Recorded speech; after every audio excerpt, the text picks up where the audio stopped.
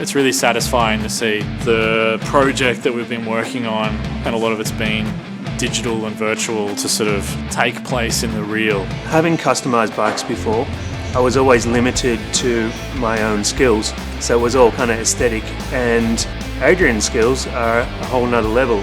I'm really lucky to be able to collaborate with someone like Vinny. I really wanted to honour his concept and make sure that I was doing it justice.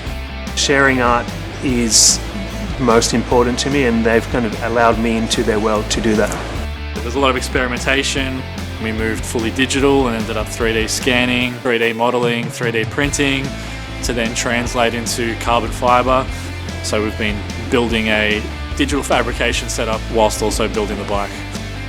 This build to me is the manifestation of all my passions. It's motorbikes, it's technology, it's Batman, it's Rising Sun Workshop.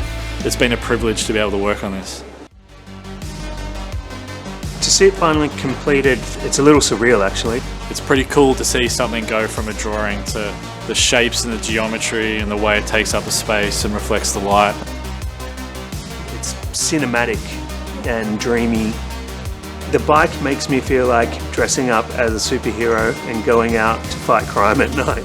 I've seen so many amazing custom scramblers, but I don't think I've seen one quite like ours.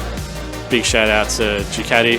Thank you so much for giving us this opportunity, and this is going to be a legacy project that's changed who Rising Sun Workshop is for the better.